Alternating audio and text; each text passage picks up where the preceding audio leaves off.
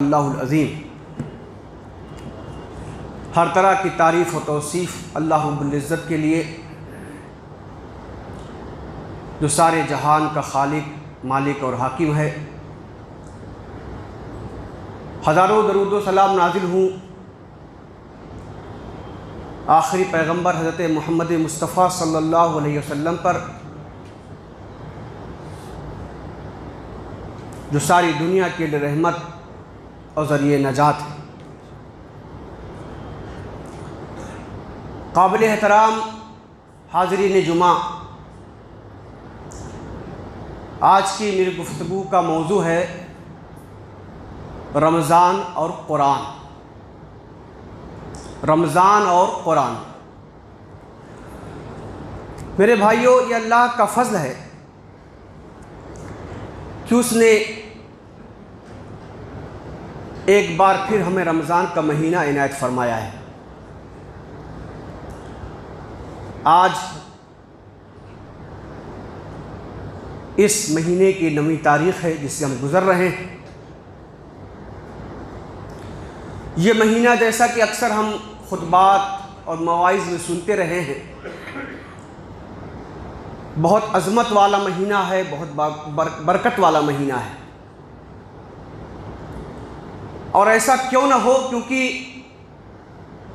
رسول اللہ صلی اللہ علیہ وسلم نے خود اپنی زبان مبارک سے اسے شہر عظیم اور شہر مبارک قرار دیا ہے۔ عظیم مہینہ، مبارک مہینہ۔ اس ماہ مبارک کا ہر دن سعادت اور خوش بختی کا دن ہے، اور اس کی ہر رات مبارک اور بابرکت رات ہے۔ مگر میرے بھائیوں، غور و فکر کا مقام ہمارے لیے یہ ہے، غور و فکر کا نقطہ یہ ہے کہ اس رمضان کے مہینے کی عظمت اور برکت کا راز کیا ہے، یہ جاننا بہت ضروری ہے۔ یہ جانے بغیر اس مہینے کی برکتوں اور سعادتوں سے ہم پورا فائدہ نہیں اٹھا سکتے ہیں۔ تو جب ہم غور کرتے ہیں تو معلوم ہوتا ہے کہ اس مہینے کی عظمت اور اس مہینے کی برکت کا راز یہ ہے کہ یہ نزول قرآن کا مہینہ ہے۔ اس مہینے میں اللہ تبارک و تعالیٰ نے قرآن نازل کیا۔ اس مہینے میں رب رحمان و رحیم نے ہم انسانوں کی رہنمائی اور ہدایت کا سامان فراہم کیا۔ رمضان کا مہینہ اس لیے مبارک نہیں ہے کہ اس میں روزے رکھے جاتے ہیں، بلکہ اس لیے مبارک ہے کہ اس مہینے میں قرآن کے نزول کا واقعہ پیش آیا، اور اس کے اعزاز میں اس مہینے میں روزے فرض کیے گئے۔ یہ ہے اصل بات۔ میرے بھائیوں، نزول قرآن کا واقعہ اس کائنات کا بہت عظیم الشان واقعہ ہے، اس کائنات کا منفرد واقعہ ہے، اس کائنات کا بے مثال واقعہ ہے۔ اس اہم واقعے کا تقاضا یہ تھا کہ اس مہینے کے دنوں کو روزوں کے لیے اور راتوں کو قیام و تلاوت کے لیے مخصوص کر دیا جائے۔ ہمارے پروردگار نے اس بات کو قرآن مجید میں اس طرح ارشاد فرمایا، شہر رمضان الذی انزل فیہ القرآن۔ رمضان ہی کا مہینہ ہے جس میں قرآن مجید نازل کیا گیا۔ ہدی للناس وبینات من الہدی والفرقان، جو سارے انسانوں کے لیے ہدایت کی کتاب ہے، رہنمائی کی کتاب ہے، اور جس میں ہدایت کی بہت کھلی باتیں اور تعلیمات ہیں، اور جو حق اور باطل کے درمیان فرق کرنے والی کتاب ہے۔ فمن شہد منکم الشہر فلیصم، تو تم میں سے جو بھی اس مہینے کو پائے اسے اس مہینے کے میں روزہ رکھنا چاہیے، روزہ رکھو۔ حاضرین کرام، قرآن مجید اللہ کی تمام نعمتوں میں سب سے اعلیٰ و بے مثل نعمت ہے۔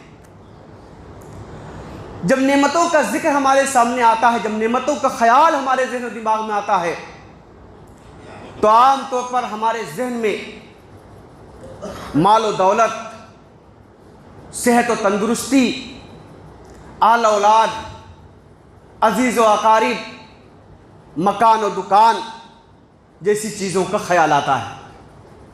یقیناً یہ بھی اللہ کی نعمتیں ہیں، ان کے علاوہ بھی اور اللہ کی بے حد اور بے انتہا اور بے شمار نعمتیں ہیں جن سے ہم ہر آن استفادہ کر رہے ہیں۔ لیکن دنیا اور دنیا کی ہر نعمت سے ہم صرف اس وقت تک استفادہ کر سکتے ہیں، فائدہ اٹھا سکتے ہیں، جب تک ہماری یہ سانسیں جاری ہیں۔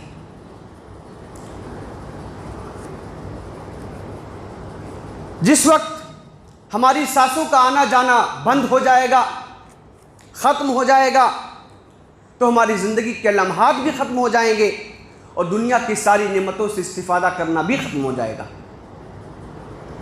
میرے بھائیوں، جو چیز ان فانی لمحات کو لازوال پرمسرت زندگی میں اور ان ختم ہونے والی نعمتوں کو ہمیشہ باقی رہنے والی نعمتوں میں تبدیل کر سکتی ہے، وہ قرآن کی نعمت ہے، وہ قرآن کی نعمت ہے۔ اس لیے قرآن مجید تمام خزانوں سے سب سے عظیم خزانہ ہے۔ اللہ تعالیٰ نے قرآن مجید میں فرمایا، قُلْ بِفَضْلِ اللَّهِ وَبِرَحْمَتِهِ فَبِذَلِكَ فَلْيَفْرَحُوا هُوَ خَيْرٌ مِّمَّا يَجْمَعُونَ۔ سورہ یونس کی آیت نمبر 58۔ یہ وہ آیت ہے جو کل کی تراویح میں ہم نے سنی ہوگی۔ سورہ یونس کل پڑھی گئی ہے اور کل یہ آیت بھی ہم نے سنی ہوگی۔ اللہ تعالیٰ نے فرمایا، اس کا ترجمہ ہے، اے نبی کہو کہ اللہ کا فضل اور اس کی مہربانی ہے کہ یہ چیز اس نے بھیجی ہے، یعنی قرآن مجید اس نے بھیجی ہے، ہدایت کی کتاب اس نے بھیجی ہے، اس پر تو لوگوں کو خوشی منانی چاہیے، اس واقعے کو سیلیبریٹ کرنا چاہیے۔ یہ ان سب چیزوں سے بہتر ہے جنہیں لوگ سمیٹ رہے ہیں، جمع کر رہے ہیں۔ قرآن مجید ان تمام چیزوں سے بہتر ہے۔ میرے بھائیوں، یہ بھی ہم جانتے ہیں کہ نعمت جتنی بڑی ہوتی ہے اس کا حق ادا کرنے کی ذمہ داری بھی اتنی ہی بڑی ہوتی ہے، اتنی ہی بھاری ہوتی ہے۔ اللہ کی کتاب اور اس کا یہ کلام سب سے بڑی رحمت اور برکت ہے، سب سے بڑی نعمت ہے۔ یہ کتاب صرف ثواب حاصل کرنے کی کتاب نہیں ہے، یہ کتاب اس شخص کے سرہانے پڑھی جانے والی کتاب نہیں ہے جو قریب المرگ ہے۔ یہ کتاب، اس کی آیات وہ نہیں ہیں جن کے ذریعے جن و بھوت بھگائے جائیں۔ یہ کتاب وہ کتاب نہیں ہے جسے مکانوں دکانوں میں خیر و برکت کے لیے لٹکا دیا جائے، بلکہ یہ کتاب زندگی کا نصب العین اور زندگی کا مقصد بتانے والی کتاب ہے، زندگی کے مقصد سے واقف کرانے والی کتاب ہے۔ یہ کتاب زندگی کو کامیاب بامراد بنانے کی طرف رہنمائی کرنے والی کتاب ہے، یہ وہ کتاب ہے۔ میرے بھائیوں، اس کتاب میں انسانوں کے سارے باطنی اور ظاہری، انفرادی اور اجتماعی امراض کے لیے نسخے شفا ہے، یہ وہ کتاب ہے۔ یہ کتاب اندھیروں میں بھٹکنے والوں کے لیے چراغ راہ اور مشعل راہ ہے، یہ وہ کتاب ہے۔ میرے بھائیوں، یہ جو کتاب ہے یہ اپنے دامن میں ذمہ داریوں کی پوری دنیا رکھتی ہے، ذمہ داریوں کی، ریسپانسبلٹیز کی۔ اپنے ماننے والوں پر یہ کتاب خاص طور سے 2 ذمہ داریاں عائد کرتی ہے، 2 ذمہ داریاں۔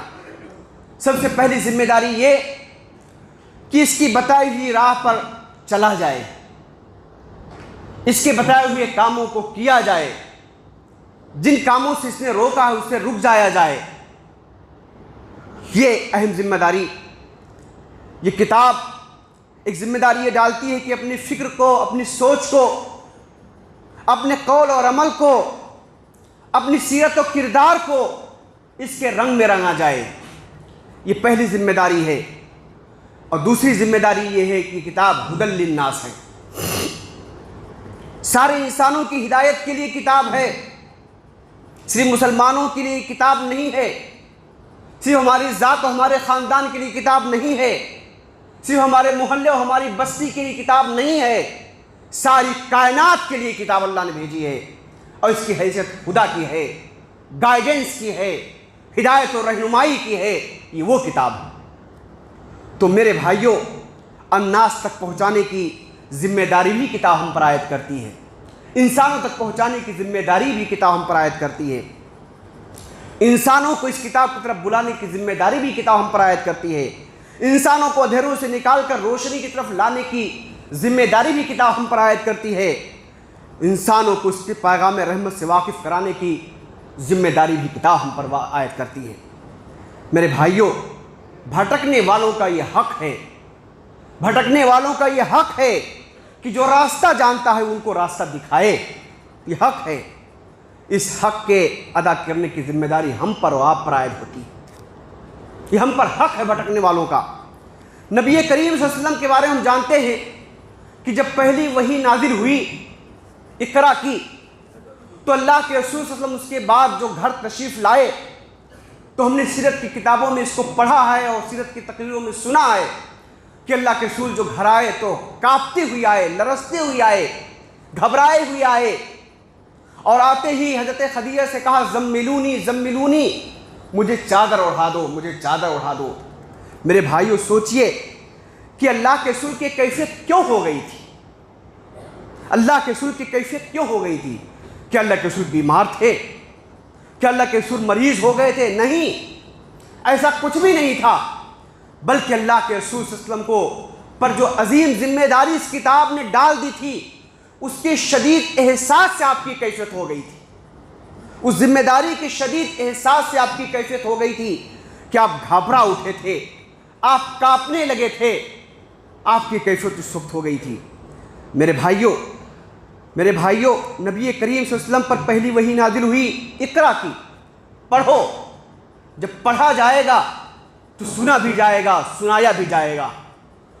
مفسرین نے لکھا ہے کہ اقرا میں سنانے کا مفہوم بھی شامل ہے، کیونکہ جب پڑھا جائے گا تو اس کا مقصد سنانا ہوگا، صرف خاموشی سے نہیں پڑھا جائے گا، سنانے کے لیے پڑھا جائے گا، تو سنانے کا مفہوم بھی شامل ہے۔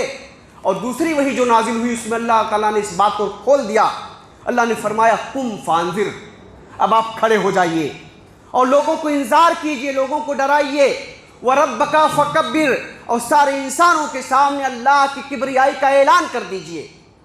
یہ عظیم ذمہ داری تھی جس کتاب نے آپ پر ڈالی تھی۔ میرے بھائیوں، ذمہ داری کے اعلان کرنے میں یہ مفہوم بھی شامل ہے کہ اس کبریائی کو قائم کر دیا جائے، جس کبریائی کا اعلان کیا جائے گا اس کو قائم کرنے کی جد و جہد کرنے کی ذمہ داری بھی ہم پر عائد ہوتی ہے۔ ایک مومن صرف اللہ کی کبریائی کا اعلان ہی نہیں کرے گا، بلکہ اللہ کی کبریائی زمین پر قائم کرنے کی کوشش بھی کرے گا۔ یہ ہے مومن کی ذمہ داری۔ میرے بھائیوں، یہ اعلان کس لیے کیا جائے گا؟ اللہ کی بڑائی و کبریائی کا اعلان کس لیے کیا جائے گا؟ اس لیے تاکہ دنیا کے سارے انسان جان لیں کہ بڑا صرف اللہ ہے، اسے بڑا کوئی نہیں ہے، سب بڑائیاں اس کے آگے سرنگو ہو جائیں، یہاں تک کہ اللہ کی زمین پر کوئی خدا بن کر راج نہ کرے، کوئی خود کو اور اپنی مرضی کو اپنے جیسے انسانوں پر مسلط نہ کرے، انسانوں کی گردن صرف اس کے خالق اور مالک کے آگے جھکے۔ اس لیے اس کی بڑائی کا اعلان کیا جائے گا، اس لیے اس بڑائی کا اعلان کیا جائے گا۔ میرے بھائیوں، حضرت ربیع بن عامر رضی اللہ تعالیٰ عنہ نے جب وہ رستم کے دربار میں گئے تھے اور رستم نے ان سے پوچھا من الذی جاء بکم، تمہارے آنے کا مقصد کیا ہے، تم چاہتے کیا ہو؟ تو نے جو 2-3 جملے ارشاد فرمائے تھے آپ کو سنانا چاہتا ہوں۔ انہوں نے کہا اللہ ابتعثنا لنخرج من شاء من عبادت العباد الى عبادت اللہ ومن ضیق الدنیا الى ساعتها ومن جو الادیان الى عدل الاسلام۔ یہ البدایہ والنہایہ کی عبارت ہے۔ انہوں نے کہا کہ اللہ نے ہم کو بھیجا ہے، یہ نہیں کہا کہ ہم آئے ہیں، اللہ نے ہم کو بھیجا ہے تاکہ اس شخص کو جو چاہتا ہو اس کو ہم انسانوں کی غلامی سے نکال کر اس کے رب کی غلامی میں لے جائیں۔ اس لیے ہم آئے ہیں تاکہ اس کو ہم دنیا کی تنگی سے نکال کر آسمان کی کشادگی وسعتوں میں لے کے جائیں۔ اس لیے ہم آئے ہیں تاکہ اس کو ہم جو دوسرے ادیان ہیں، باطل ادیان ہیں، ان کے جور و ستم سے نکال کر اسلام کے عدل و انصاف کے نظام کی طرف لے آئیں۔ اس لیے ہم آئے ہیں۔ تو میرے بھائیوں، غور کیجئے تو معلوم ہوگا کہ امت مسلمہ کی تشکیل بھی اسی مقصد کے لیے ہوئی ہے، اسی مقصد کے لیے ہوئی ہے۔ جس امت کا ہم اور آپ حصہ ہیں، اسی امت مسلمہ کا ہم اور آپ حصہ ہیں۔ میرے بھائیوں، جس وقت قرآن نازل ہو رہا تھا، اس وقت خدا کے بہت سارے ایسے بندے موجود تھے جو توحید کے قائل تھے، ایسے بھی موجود تھے جو رسالت اور کتاب پر ایمان رکھتے تھے، ایسے بھی اس وقت موجود تھے۔ ایسے بھی جو موجود تھے جو عبادت گاہوں میں راتوں رات قیام کرتے تھے، اور ایسے بھی تھے جو روزے بھی رکھتے تھے۔ یہ سارے لوگ موجود تھے، محدود تعداد میں چند افراد کی شکل میں موجود تھے۔ پھر ایک نئی رسالت، ایک نئی ملت کے وجود، ایک نئی امت کے وجود، ایک نئی دعوت کے آغاز کی ضرورت کیوں پیش آئی؟ جب یہ سارے لوگ موجود تھے، یہ کام تو ہم بھی کر رہے ہیں، یہ کام تو اس وقت بھی ہو رہا تھا، ایک نئی ملت کی ضرورت کیوں پیش آئی؟ ایک نئی امت کی ضرورت کیوں پیش آئی؟ ایک نئے پیغام کی ضرورت کیوں پیش آئی؟ ایک نئی رسالت کی ضرورت کیوں پیش آئی؟ اس سوال پر غور کرنا ہماری بنیادی ذمہ داری ہے۔ میرے بھائیوں، اس ضرورت اس لیے پیش آئی تاکہ ایمان و عمل کی ساری راہیں گمراہیوں ضلالتوں سے پاک ہو کر روشن کر دی جائیں، اور دوسرے اس لیے کہ ایک ایسی امت وجود میں آئے جو انسانوں کے سامنے اپنے رب اور اس کے دین کی گواہ بن کر کھڑی ہو۔ اس لیے ضرورت اس کی پیش آئی، اس لیے اس کی ضرورت پیش آئی ہے ایسی امت کی جو اس زمین پر اپنے رب کی بڑائی کا اعلان کرے، اس کو قائم کرنے کی کوشش کرے۔ اس لیے اس رسالت کی ضرورت پیش آئی، اس لیے نئے پیغام کی ضرورت پیش آئی۔ میرے بھائیوں، اللہ تعالیٰ نے قرآن مجید میں فرمایا سورہ بقرہ میں، وَكَذَلِكَ جَعَلْنَاكُمْ أُمَّةً وَسَطًا لِتَكُونُوا شُهَدَاءَ عَلَى النَّاسِ، اور ہم نے اسی طرح تم کو امت وسط بنایا تاکہ تم انسانوں پر اس دین کی شہادت دینے والے بن جاؤ، اس دین کی گواہی دینے والے بن جاؤ۔ یہی وہ مشن ہے، یہی وہ ذمہ داری ہے جو قرآن ہم پر عائد کرتا ہے۔ قرآن کو پانے اور قرآن کی امانت کا حامل بننے کے نتیجے میں میرا بھی، آپ کا بھی، اور جو بھی اس قرآن پر ایمان رکھنے کا دعویٰ کرے گا اس کا بھی، اور اس امت کا بھی جو اس قرآن پر ایمان رکھے گی، اس کا یہی مشن ہے کہ دنیا میں اس حق کی شہادت دے، اس کی گواہی دے، اس کی ذمہ داری ہے۔ میرے بھائیو، یہ مشن کتنا بھاری ہے، یہ ذمہ داری کتنی بڑی ہے، اس کا تصور بھی ہم نہیں کر سکتے ہیں، اس کا تصور بھی نہیں کر سکتے ہیں۔ اللہ کے دین کی شہادت، ساری انسانیت کو اس کے دین کی طرف دعوت، اس سے بڑا کام اس زمین کے اوپر، اس آسمان کے نیچے نہیں ہو سکتا ہے، اس سے بڑا کوئی کام نہیں ہو سکتا ہے دنیا کا۔ یہ سب سے بڑا کام ہے۔ میرے بھائیوں، سیرت کے مطالعے سے معلوم ہوتا ہے، جیسا کہ میں نے ابھی آپ کو کہا کہ اللہ کے رسول کی پر جب ذمہ داری ڈالی گئی تو اللہ کے رسول کی کیفیت بدل گئی تھی، ابھی میں نے ذکر کیا۔ اب آپ سوچئے آج ہماری کیفیت کیا ہے؟ اس ذمہ داری کے شدید احساس سے کتنی بار ہم گھبرائے ہیں، کتنی بار ہم پر لرزہ طاری ہوا ہے، کتنی بار ہم کو اس کی فکر ہوئی ہے کل ہمارا ہم سے پوچھے گا۔ یہ پوچھیں ہم اپنے آپ سے، اپنے دل سے پوچھیں، اپنے آپ سے ہم سوال کریں۔ میرے بھائیوں، حاضرین کرام، قرآن نے جو ذمہ داری ڈالی ہے، جس ذمہ داری کا بوجھ ہم پر اور آپ پر ہے، اسے اٹھانے کے لیے ایک نیا انسان بننا پڑتا ہے۔ نیا انسان، ایسا انسان جو صرف اللہ کا بندہ ہو، اس کی بندگی میں کسی کو شریک نہ کرے، ایسا انسان جو صرف اس کی اطاعت کرنے والا ہو اور دنیا کی ساری اطاعتوں سے انکار کر دے، ایسا انسان بننا پڑتا ہے۔ ایسا انسان بننے کے لیے اور ایسی دنیا بنانے کے لیے جہاں حکم صرف اللہ کا چلے، گردنیں صرف اس کے آگے جھکیں، بڑی اعلیٰ صفات چاہتی ہے۔ ایسا انسان بننے کے لیے بڑی اعلیٰ صفات اور بڑی کوالٹی درکار ہوتی ہے، بڑی خوبیوں کی ضرورت پڑتی ہے، بڑی صلاحیتوں کی ضرورت پڑتی ہے۔ اس کے لیے خصوصی استعداد چاہیے، خصوصی خوبی چاہیے۔ اس اعلیٰ صفت، اس قوت اور اس خصوصیت کا نام تقویٰ ہے، اسی کا نام تقویٰ ہے۔ روزہ ہمارے اندر وہی تقویٰ کی صفت پیدا کرنے آیا ہے، وہی تقویٰ کی صفت پیدا کرنے آیا ہے تاکہ ہم اور آپ اس مشن کی ادائیگی کے لیے تیار ہو سکیں۔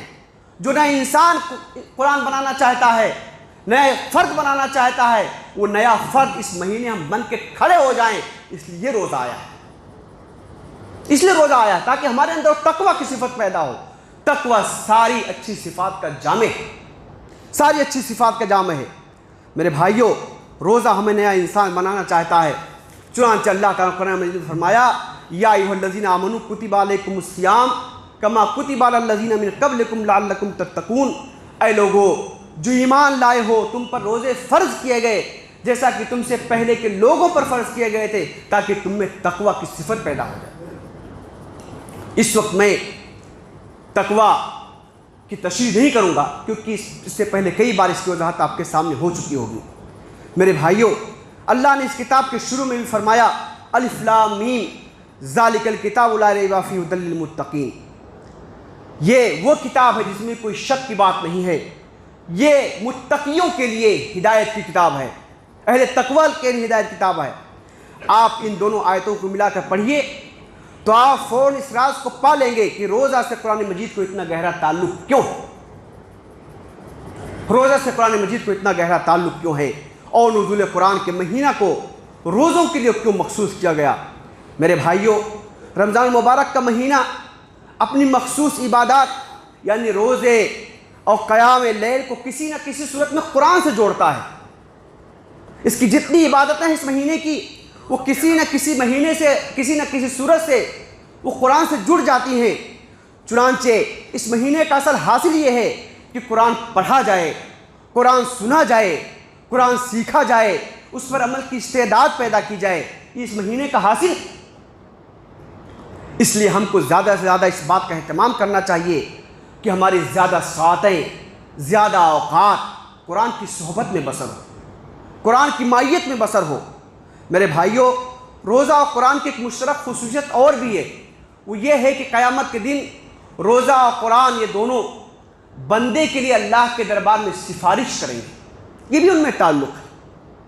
قیامت کے دن وہ بڑا عظیم دن ہوگا، بڑا ہولناک دن ہوگا۔ اس دن انسان کو ایک ایک چیز کی ضرورت ہوگی جس سے وہ نجات پا جائے، کامیاب ہو جائے۔ اللہ کے دربار میں اس کا مقدمہ پیش ہوگا، وہ چاہے گا کیسے اس مقدمے سے میں آگے نکل جاؤں۔ میرا رب کہہ دے جاؤ تم کامیاب ہونے والوں میں سے ہو، یہ کہہ دیا جائے، بڑا عظیم دن ہوگا۔ تو اس دن روزہ اور قرآن یہ دونوں اللہ کی عدالت میں بندے کے لیے سفارشی بن کے آئیں گے۔ کتنی اہم بات ہے، کتنی اہم بات ہے۔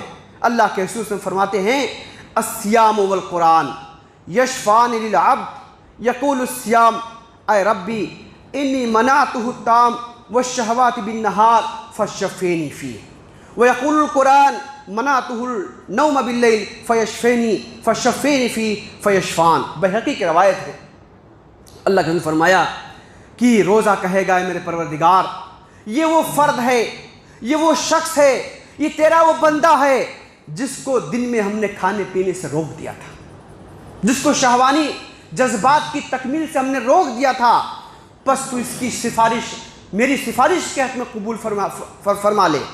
اور قرآن کہے گا، اے میرے پروردگار، یہ تیرا وہ بندہ ہے، یہ تیرا وہ غلام ہے، تیرا وہ فرد ہے جس کو رات میں ہم نے سونے سے روک دیا تھا۔ قرآن کی تلاوت کرتا تھا، قرآن پڑھتا تھا، قرآن کے ساتھ اپنی راتیں گزارتا تھا، ہم نے اس کو سونے سے روک دیا تھا۔ فشفینی، تو میری سفارش کے ہمیں حق میں قبول فرما لے۔ فیشفان، تو اللہ تعالیٰ دونوں کی سفارش قبول فرما لیں گے۔ کتنی اہم بات ہے میرے بھائیوں۔ اس وقت میں ایک اہم اور مسئلے کی طرف بھی توجہ دلانا چاہتا ہوں، وہ یہ کہ قرآن مجید کی زبان عربی ہے، قرآن مجید عربی زبان میں ہے، عربی میں نازل ہوا، اور ظاہر سی بات ہے ہماری اور آپ کی زبان عربی نہیں ہے، ہم تو اجمی لوگ ہیں، عربی لوگ ہم نہیں ہیں۔ قرآن مجید سے فائدہ اٹھانے کے لیے ضروری ہے کہ اسے سمجھا جائے، جو کچھ پڑھا جائے اسے سمجھا جائے، اس میں تفکر کیا جائے، تدبر کیا جائے، غور و فکر کیا جائے۔ قرآن مجید نے بھی تفکر پر، تدبر پر، غور و فکر پر بار بار ابھارا ہے، اس کی ترغیب دی ہے۔ چنانچہ سورہ محمد میں اللہ نے فرمایا، افلا یتدبرون القرآن ام علی قلوب اقفالها، کیا یہ قرآن پر غور نہیں کرتے، ان کے دلوں پر تالے پڑے ہوئے ہیں۔ دیکھیے کتنی عجیب بات اللہ نے فرمائی، دلوں پر تالے۔ انسان کبھی غور بھی نہیں کرتا کہ ہمارے دل پر بھی تالے ہو سکتے ہیں، دلوں پر تالے لگ جاتے ہیں۔ کیا دلوں پر تالے پڑے ہوئے ہیں؟ سورہ صاد میں اللہ نے فرمایا کتاب انزلناہ الیک مبارک لیدبروا ولیتذکر اولو الالباب، ہم نے اے پیغمبر آپ کی طرف ایسی کتاب اتاری ہے تاکہ لوگ اس پر غور و فکر کریں اور جو ہے جو عقل مند ہیں اس سے تذکر حاصل کریں، نصیحت حاصل کریں۔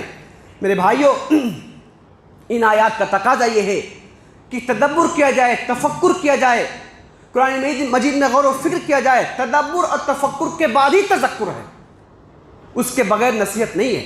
نصیحت کیسے ہم پا سکتے ہیں؟ میرے بھائیوں، وہ تلاوت جو تدبر اور تفکر پر مشتمل ہو، اس تلاوت سے کہیں افضل ہے جو بغیر سوچے سمجھے بغیر بہت تیزی کے ساتھ کی جا رہی ہے، اس پر بھی آپ کو ثواب ملے گا، مگر نصیحت حاصل کرنے کا جو مقصد اس سے پورا نہیں ہوگا، اس سے پورا نہیں ہوگا۔ میرے بھائیوں، اللہ کے رسول نے فرمایا، ایک حدیث مجھ کو یاد آ رہی ہے، یہ حدیث یاد آ رہی ہے، اللہ کے رسول نے فرمایا، لمبی حدیث کا ایک ٹکڑا یہ ہے کہ قیامت کے دن قرآن اللہ کے دربار میں حجت پیش کرے گا، دلائل دے گا، لہو ظاہر و لہو بطن۔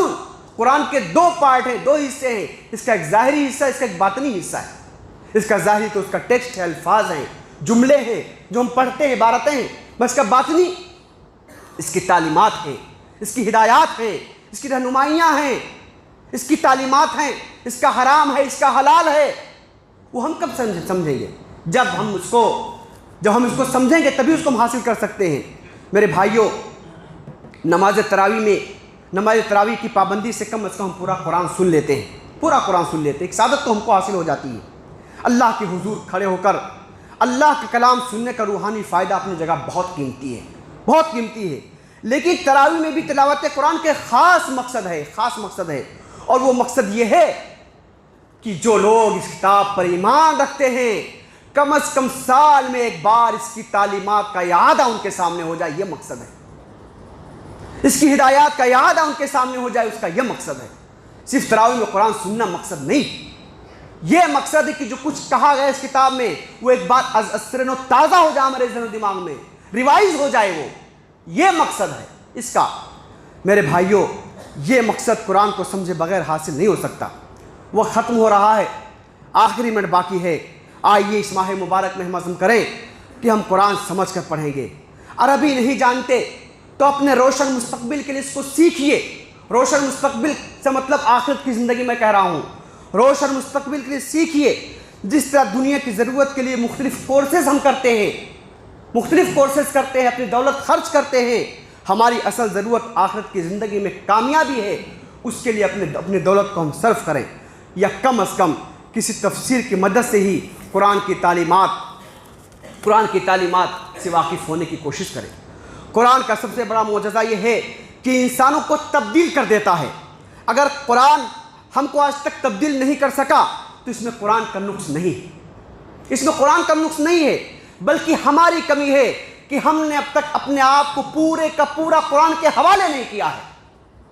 جس دن ہم اپنے آپ کو قرآن کے حوالے کر دیں گے انشاءاللہ ہم بھی تبدیل ہوں گے۔ میرے بھائیوں، علامہ اقبال نے کہا تھا کہ خار از مہجوری قرآن شدی، شکوہ سنج گردش دوراں شدی۔ اے مسلمان، تیری ذلت و رسوائی کا اصل سبب یہ ہے کہ تو نے قرآن کو چھوڑ دیا ہے، اور تو زمانے کی گردش کو الزام دے رہا ہے کہ اس نے تجھ کو ذلت میں مبتلا کر دیا ہے۔ ایسا نہیں ہے میرے بھائیوں، تو قرآن ہم نے چھوڑ دیا اس لیے ہم ذلیل و خوار ہیں۔ قرآن کو مضبوطی سے تھام کر ایک بار پھر ہم باعزت ہو سکتے ہیں، سرخرو ہو سکتے ہیں، اس عظمت کے مقام کو دوبارہ حاصل کر سکتے ہیں جو کھو گیا ہے۔ اللہ تبارک و تعالیٰ سے دعا ہے کہ اللہ تعالیٰ ہم کو قرآن سمجھنے کی توفیق عطا فرمائے۔ جزاک اللہ خیر، وآخر دعوانا الحمدللہ رب العالمین۔